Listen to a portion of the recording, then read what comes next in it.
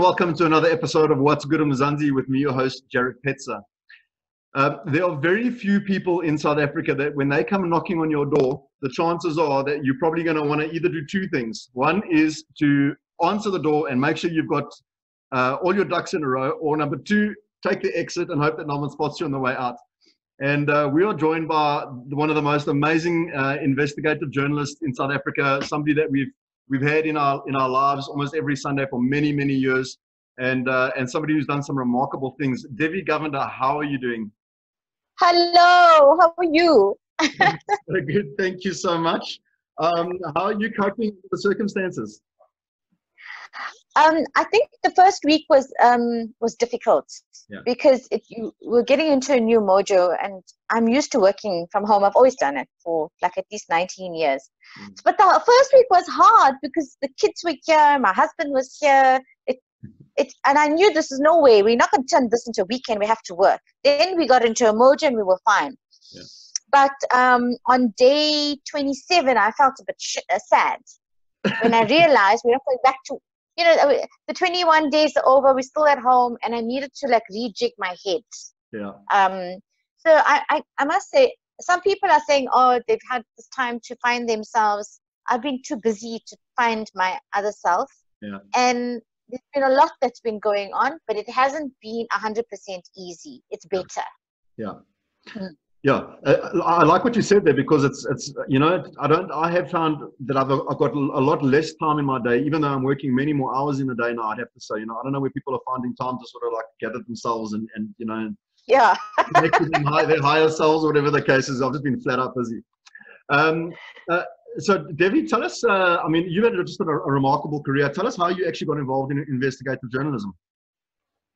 So I grew up in rural KwaZulu-Natal on the south coast, in a little village called Umzinto. So it's right next door to Scottsboro, if anybody is trying to understand where that is. And I watched the very first episode of Carte Blanche in 1988. Wow. So a long time ago. Wow. I was in standard 8. Don't do the maths, I'm 47, right? And I watched the show, and for the first time, I saw what investigative journalism even looked like. And I said to my parents, I'm going to work on the show. On that day, as the credits rolled up, and they love telling people that story. And so I set my sights that this is what I wanted to do. So I went off to university. I studied a BA degree. I did an honors degree in drama and performance studies. I always say to people, I'm a qualified actress. That's what that means. And then I always liked lots of plan B. So also I qualified. Ek was 'n Afrikaanse onderwyseres many years ago. And then I was working at SABC, doing a lot of freelance work. I worked myself up to Carte Blanche and just set myself the goal that that's what I was going to do. So I worked on radio.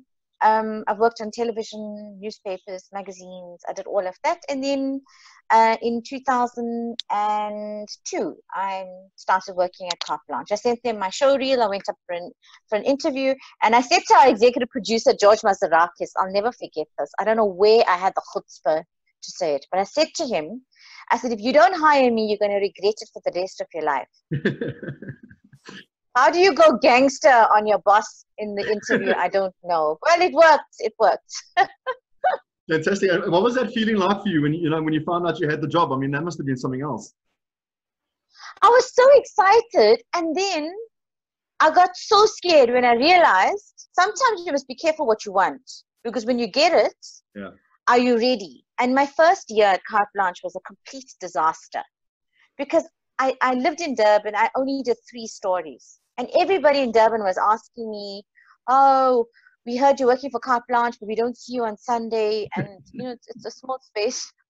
And I had to keep reminding myself, I need, something will happen and something will click, and then it'll be fine. And I went into my second year at Carte Blanche, I think, with a different kind of view. And I wanted viewers to see me. Mm. I think part of my problem was that I didn't have anybody. I didn't have a role model, somebody who looked like me, who spoke like me, doing this investigative journalism thing. So you find that in the beginning, you're very uncertain about who you are. But in my second year, I said, that's it. The Carte Blanche viewer is going to get to see the real Devi. And remember, I had always said to people I wanted to work for Carte Blanche. and people said to me, but you know, you look too Indian, you sound too Indian. Like, okay, I can't change that. That's what it is. And maybe in a way it sat in my head. But second year of Carte Blanche, it took off. I did a story on driver's license fraud. The Durban producers and I exposed a ring at the Rosborough testing station, and I chased the uncle, and that was it. Never looked back. And listen, I mean, you've taken no prisoners during your career. Tell us, what are the one of the most memorable moments of your career during your time there? So many. So I have always been honest about the fact that I love chasing crooks. Yeah. The night before a confrontation, I don't sleep a lot, and I go over in my head what I'm going to say and what I'm going to do. It's special. And maybe a lot of your followers and fans are going to think that maybe this girl's a bit cray-cray. Maybe, and I'm okay with that. But the best ones I've ever done of recent memories, the Machelo Coco Eskom interview, obviously, because that's how we were able to prove that Eskom did in fact give the Guptas a prepayment, and that allowed them to buy a mine. And that was really at the early days of state capture. It was a very stressful story to do, I can tell you that now, because we had this information. The producer was Joy Summers on that one.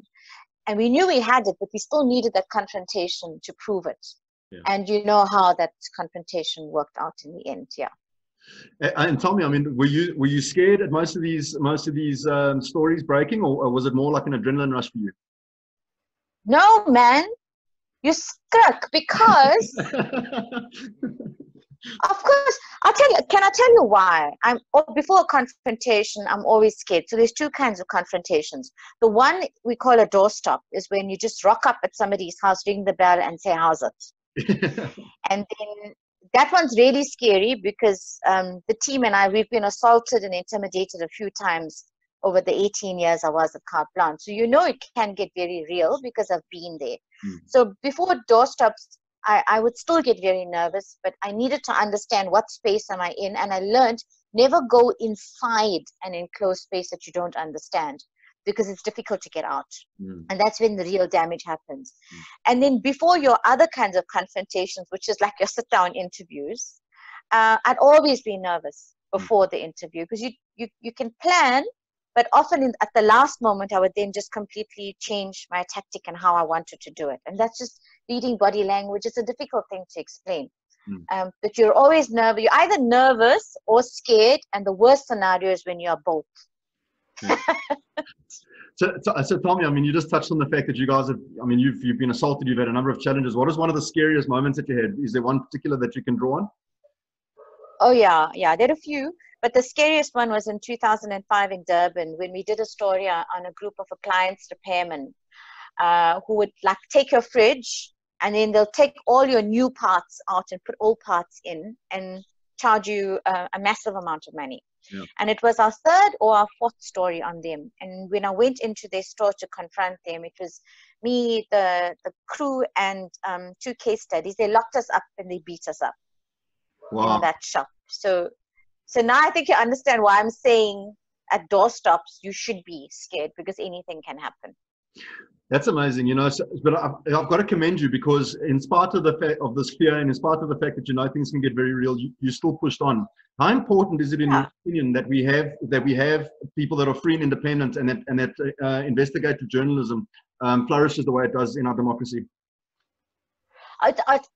Look, it's one of the pillars of a democracy, is a free and independent media. And what that means is that you as a citizen who contributes to the economy of the country, or is trying to do that, you get to hear exactly what's going on. If we didn't have a free and independent media in South Africa, then we wouldn't have known about state capture. There's a lot we would have been completely oblivious to. And if we just cast our minds back, remember during apartheid, that's exactly what it was. You had a state-controlled media. People couldn't do what they wanted to do, and they couldn't be honest and truthful, because there was the very real danger that someone would take you out. So it's of vital importance. And I come across a lot of South Africans who say things like, oh, it's so depressing, and I don't want to read the newspaper anymore. I don't want to watch television shows anymore because it makes me feel sad. And then I think, well, what's depressing about knowing the truth? Mm. That's empowering in my mind. Mm. It shouldn't be depressing. If it's depressing, then you're the kind of person who wants to bury your head in the sand. And great countries are not built like that. Yeah.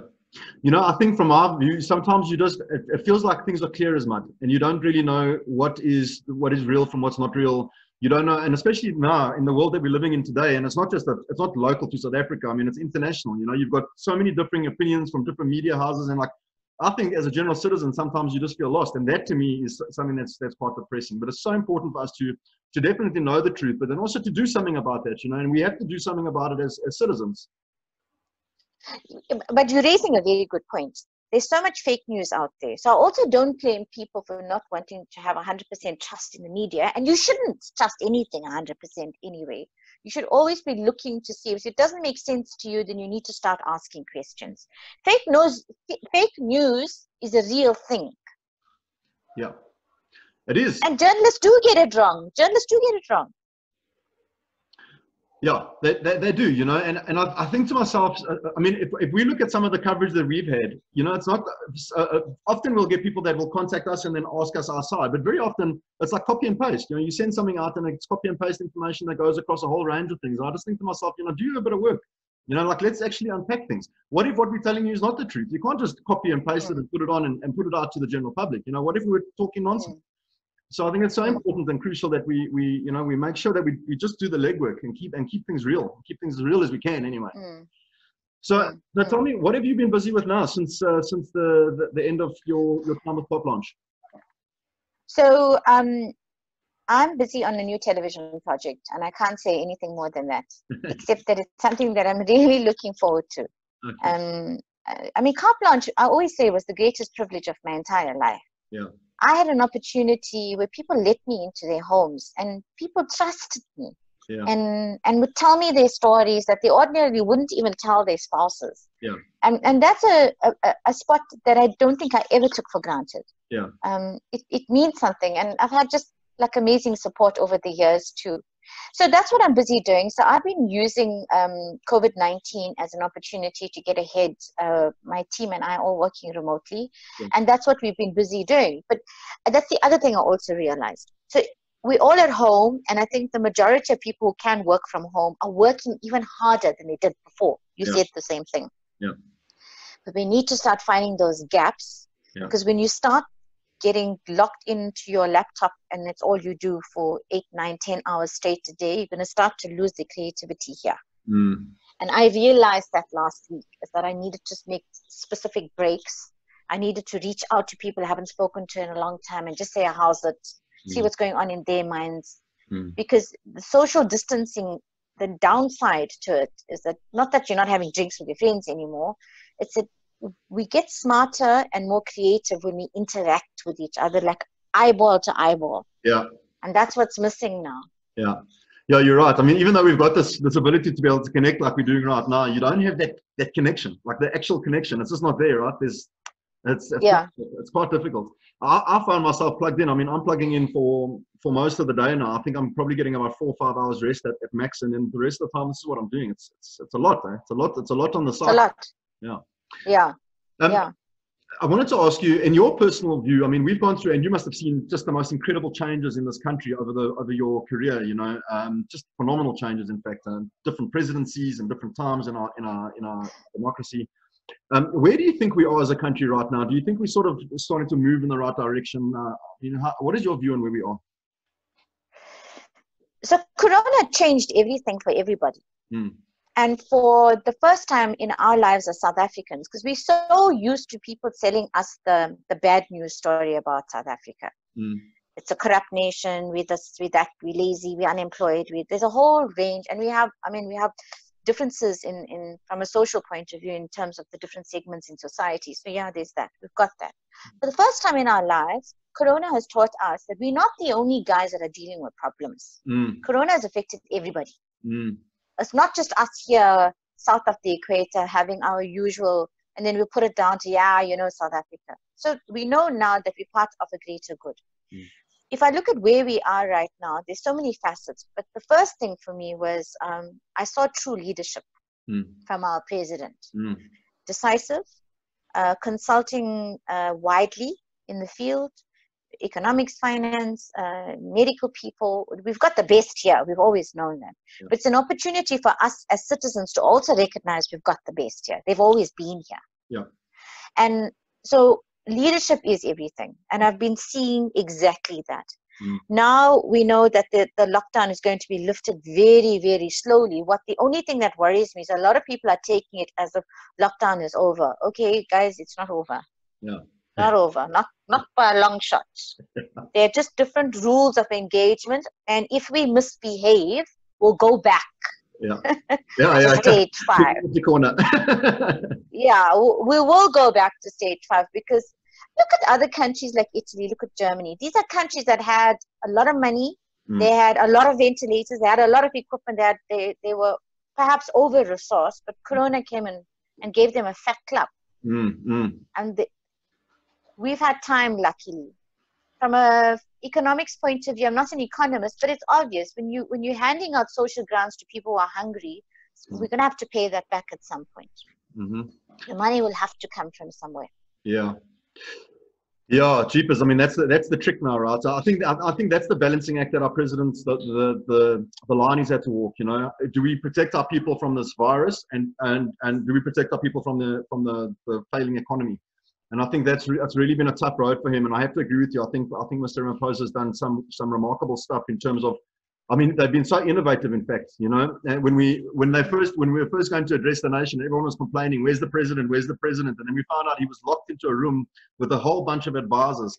You know, it wasn't just a simple thing of, cool guys, we're shutting the country down now. There was so much thought and there was so much methodology that went into what they were doing. And even now, as they progress, there's so much thinking, you can see it, you know, and I think it's just fantastic, especially when we start and also very transparent. So where mistakes have been made, they've said, guys, that was a mistake. Yeah. And you can see as the regulations changed that they were quite agile in moving with it. But here's the deal. Whenever times are good, whether it's business or in your personal life or in your family or whatever it is, we're so busy chewing the facts that we're not innovative. Because if you look at a lot of companies in previous pandemics or in previous tough times were born in tough times because it forced you to think differently because your back was against the wall. And therein lies the opportunity. Yes, absolutely. Can I tell you something that I love about our country? What I love about my home is the fact that when South Africa gets us back against the wall, somehow every single time we manage just to pull off the most amazing things. We just really do. And and from what I've seen, the one thing that Corona has really done for us is actually create a much stronger sense of unity. And it's taken all of the nonsense away to say, fantastic, right now we have one objective and it's to get through this and we get through this together. And I mean, we started this fund, I don't know if you saw it, but it was called hashtag Vouch for You. Within 4 days, we raised R500,000 Rand from our community, for the community, just to help feed people. I mean, what a fantastic, and I know not everybody's in a good financial position right now, but it just goes to show you, South Africans are all about South Africans when it comes down to the crunch. It's really beautiful. Yeah, we'll make a plan for each other. Yeah, it's beautiful. It's beautiful. So what is your message to our viewers and to the country? You know, I hate this idea of making people feel like, go learn a hobby, have a plan, do what you want to do, make sure that at the end of this time, you've achieved something. Yes, there is that. But I think we need to acknowledge how we're feeling because we're scared. We're uncertain about job prospects. We're uncertain about the future. We're worried about our kids. All those feelings are there. And sometimes I worry that in doing this whole rah, let's get it together, guys, we neglect the elephant in the room. So even with my team and with people I love, I've been having very frank and honest discussions with them about how are you feeling? Are you worried about anything? And how do you see things playing itself out? Because it's only when we talk that we somehow or the other feel that we're together and we reach out to each other, and then the solutions will come. Once you've done all of that and you know that there's somebody you can talk to if you're feeling uncertain, I do think that it's important that we use the time gainfully to achieve something for yourself. We will never get this time again in our lives. It's never going to come because we're always too busy. If you called me, let me tell you, and there was no corona, do you know what I would have said to you? Sorry, man, I'm so busy. That's what I would have said, because I would have been busy and I would have been running around. But so use the time meaningfully. And just, even if you start today, ask yourself, what's the plan? At the end of whenever you go back to work or you start your business or try and rescue your business or whatever your situation is, what is your plan? What do you need to get out of this? That's a very powerful message. Devi, I just want to thank you so much for your contribution to South Africa. You've really done amazing stuff for us, and I think, you know, we're far better for having the likes of you behind us and scratching at the surface to find out what's been going on. So thank you so much from the bottom of my heart. You know, you've been an idol of mine. I spent every Sunday religiously watching you and getting the popcorn ready to see what you were going to get up to. So thank you very much, and thank you for joining us on the show. We wish you nothing but the best. You're welcome. In all your endeavors. Thanks, guys. It's been great fun. Take care. Take care.